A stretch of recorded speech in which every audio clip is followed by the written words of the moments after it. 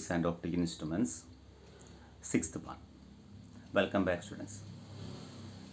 Today we are going to see about some defects in lenses.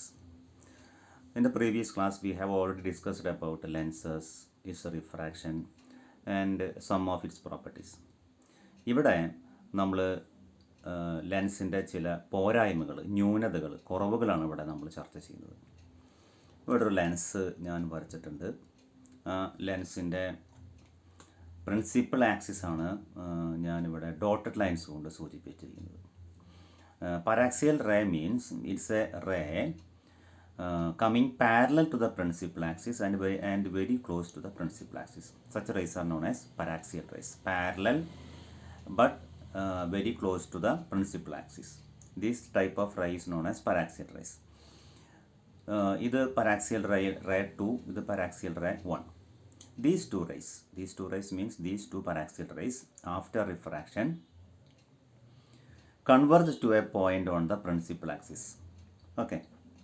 Now ഇവിടെ രണ്ട് പുതിയ ray ഞാൻ introduce ചെയ്യുന്നുണ്ട്. മാർജിനൽ റേ എന്നാണ് ഞാൻ പേരിട്ട് പിടിച്ചിരിക്കുന്നത്. Marginal ray means they are also parallel to the principal axis but away from the principal axis. Means principal ആക്സിസിൽ നിന്ന് ദൂരെയുള്ള ഒരു ഡിസ്റ്റൻസിലാണ് മാർജിനൽ റേസ് കടന്നു പോകുന്നത്. അഥവാ they are passing through the margin of the lens, hence the name marginal rays.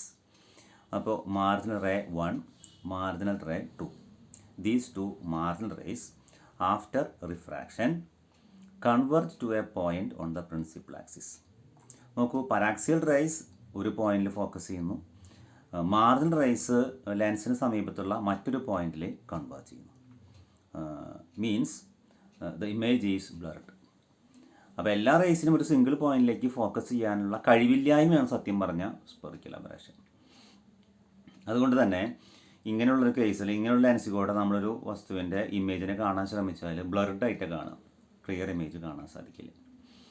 ഇപ്പോൾ ഒരു ചോദ്യമുണ്ട്, how can we minimise or how can we avoid this type of defects? മാർഗമുണ്ട്. By using stop, STOP. എന്താണ് stop എന്ന് പറയുന്നത്? Stop prevents either marginal ray or paraxial ray passing through it. എന്ന് വെച്ചാൽ ലെൻസിൻ്റെ മുൻഭാഗത്താണ് അതിനെക്കൊണ്ട് സ്ഥാപിക്കുക. അപ്പോൾ ലെൻസിൻ്റെ മുൻഭാഗത്ത് കൊണ്ട് സ്ഥാപിക്കുമ്പോൾ ഒന്നിനെ അത് മാർജിനൽ റേസിനെ കട്ട് ചെയ്യും. അപ്പോൾ രണ്ട് ഫോക്കസ് ഉണ്ടാവില്ല, ഒരു ഫോക്കസ് മാത്രമേ ഉണ്ടാവുള്ളൂ. അല്ലെങ്കിൽ പാരാക്സിയൽ റേസിനെ കട്ട് ചെയ്ത് കളയും. അഗെയിൻ രണ്ട് ഫോക്കസ് ഉണ്ടാവില്ല, ഒരു ഫോക്കസ് മാത്രമേ കാണുള്ളൂ. അപ്പോൾ ഇതാണ് മിനിമൈസ് ചെയ്യാനുള്ള മാർഗം. ഓക്കെ. അടുത്ത രണ്ടാമത്തെ defect chromatic aberration. It is the inability of a lens to focus all the colors to a single point. എന്ന് വെച്ചാൽ when white light is passing through a convex lens or concave lens, it splits into different colors. അതായത് എല്ലാ white ലൈറ്റിനും അങ്ങനെ തന്നെ അപ്പുറത്തുള്ള ഒരു principal ആക്സിസുമുള്ള ഒരു പോയിന്റിലേക്ക് ഫോക്കസ് ചെയ്യാൻ പറ്റില്ല. അതിന് പകരം കളറായിട്ട് വേർതിരിക്കും. ഇതൊരു ഡ്രോബാക്ക് ആയിട്ടാണ് കാണുന്നത്. And this drawback is known as chromatic aberration. Chroma means it is meant by something color or colorful. Okay. അടുത്ത ചോദ്യം, how can we minimise chromatic aberration? തീർച്ചയായും നമുക്കത് മിനിമൈസ് ചെയ്യാൻ പറ്റും. എങ്ങനെ?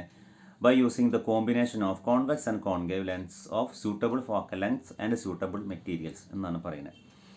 അപ്പോൾ ഏകദേശം സാദൃശ്യമുള്ള ഫോക്കൽ ലെങ്ത്ത് സാദൃശ്യമുള്ള ഒരു കോൺവെക്സ് ലെൻസുകൾ ഉപയോഗിച്ചുകൊണ്ട് നമുക്ക് ഈ ഡിഫക്റ്റിനെ നമുക്ക് പരിഹരിക്കാൻ പറ്റുമെന്നാണ് പറയുന്നത്. അടുത്തത്, some natural phenomena due to sunlight.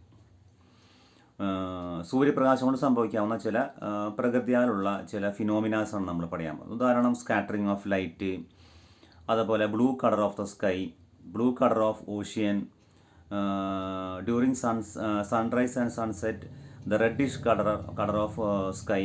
അതൊക്കെയാണ് നമുക്ക് ചിലപ്പോൾ എക്സാമ്പിളിലൂടെ നമ്മൾ കാണുന്നത്. ആദ്യം കാണാൻ പോകുന്നത് സ്കാറ്ററിങ് ഓഫ് ലൈറ്റാണ്. When light is passed through transparent medium. Transparent medium means when light is passing through the atmosphere. We know that atmosphere is made up of tiny particles, maybe due to solid particles, maybe due to liquid particles, maybe due to gaseous particles, or mixture of all these particles. So when light passes through these particles, it gets reflected back. This phenomenon is known as scattering of light. Okay. For scattering to take place, the size of the scattering particle should be comparable with the wavelength of light എന്ന് പറയുന്നത്. എന്ന് വെച്ചാൽ കടന്നു വരുന്ന പ്രകാശത്തിൻ്റെ wave ലെങ്ത്തും അത് തട്ടി വീഴാൻ പോകുന്ന പാർട്ടിക്കിളിൻ്റെ സൈസും തമ്മിൽ എപ്പോഴും ഒരു കമ്പയറബിൾ, ഒരു സാദൃശ്യം വേണമെന്നാണ് പറയുന്നത്. ഓക്കെ, ഈ മേഖലയിൽ ഒരുപാട് റിസർച്ച് നടന്ന മേഖല. നമ്മുടെ സർ CV രാമന് നൊബേൽ പ്രൈസ് കിട്ടിയത് ഇവിടെ ഈ സ്കാറ്ററിങ്ങുമായി ബന്ധപ്പെട്ട അദ്ദേഹത്തിൻ്റെ പരീക്ഷണത്തിനാണ്. നമ്മൾ അദ്ദേഹത്തിൻ്റെ പരീക്ഷണമോ അദ്ദേഹത്തിൻ്റെ കാര്യമോ ഇവിടെ നമ്മൾ ചർച്ച ചെയ്യുന്നില്ല. മറിച്ച് റേലെ എന്ന് പറയുന്ന ഒരു സയൻറ്റിസ്റ്റിൻ്റെ കാര്യമാണ് നമ്മളോട് പറയാൻ പോകുന്നത്. Rayleigh show that the intensity of the scattered light is inversely proportional to the 4th power of wavelength. എന്ന് വെച്ചാൽ പാർട്ടിക്കിളുമ്പോൾ തട്ടി മടങ്ങി പോകുന്ന പ്രകാശത്തിൻ്റെ ഇൻറ്റൻസിറ്റി എന്ന് പറയുന്നത് വന്നു വീഴുന്ന പ്രകാശത്തിൻ്റെ വേവ് ലെങ്ത്തിൻ്റെ 4th പവറിൻ്റെ ഇൻവേഴ്സ്ലി പ്രൊപ്പോർഷണൽ ആണെന്ന് അർത്ഥം. അഥവാ I പ്രൊപ്പോർഷണൽ ടു 1/λ⁴. ഇതിനെ പറയുന്ന പേരാണ് റേലെ സ്കാറ്ററിംഗ് ലോ. അടുത്ത ബ്ലൂ കളർ ഓഫ് സ്കൈ.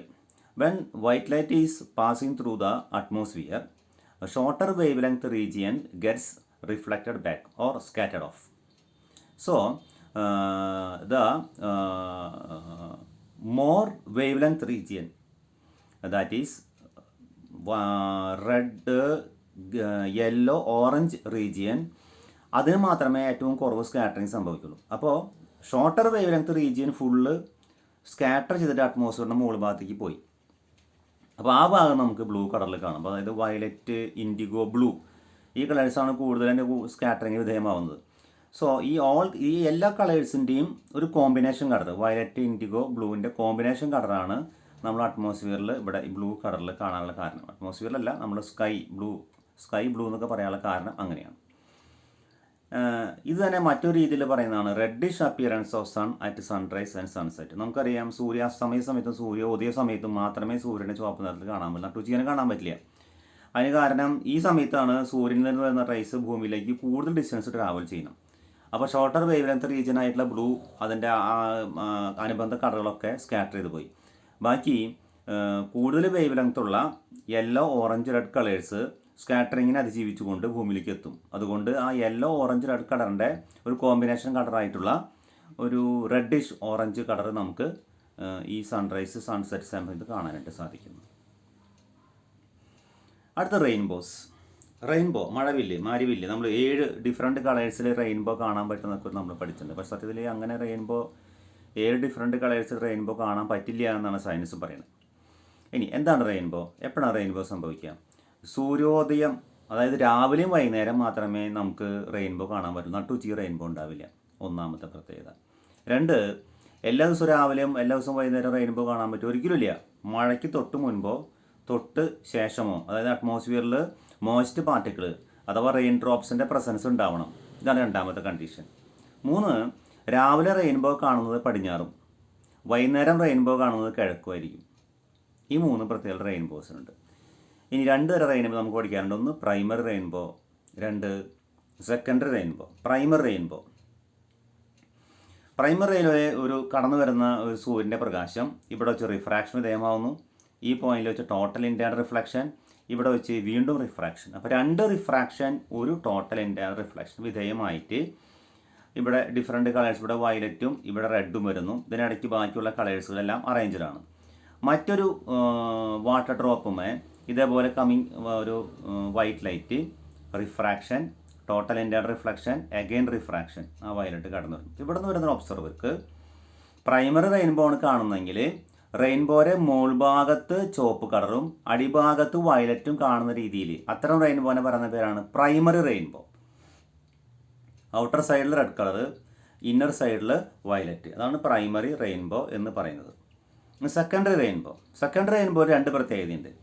നേരത്തെ ഒരു ടോട്ടൽ ഇൻറ്റേർണൽ റിഫ്ലക്ഷനും 2 റിഫ്രാക്ഷനും ആയിരുന്നു. ഇവിടെ അങ്ങനെയല്ല. ഇവിടെ കുറച്ച് വ്യത്യാസമുണ്ട്. 2 റിഫ്രാക്ഷനും 2 ടോട്ടൽ ഇൻറ്റേർണൽ റിഫ്ലക്ഷൻ വിധേയമാകുന്നുണ്ട്. എന്നിട്ട് ഔട്ടർ എഡ്ജിൽ നമ്മൾ കാണുന്നത് വയലറ്റ് കളറാണ്. ഇതാ ഇവിടെയാണ് ഒബ്സർവർ. വയലറ്റാണ് ഔട്ടറിൽ കാണുന്നത്, ഇന്നറിൽ കാണുന്നത് റെഡ് കളറാണ്. ഇതാണ് സെക്കൻഡറി റെയിൻബോൻ്റെ പ്രത്യേകത. അപ്പോൾ നമുക്ക് മറ്റൊരു ക്ലാസ്സുമായി പിന്നീട് കാണാം. Thank you.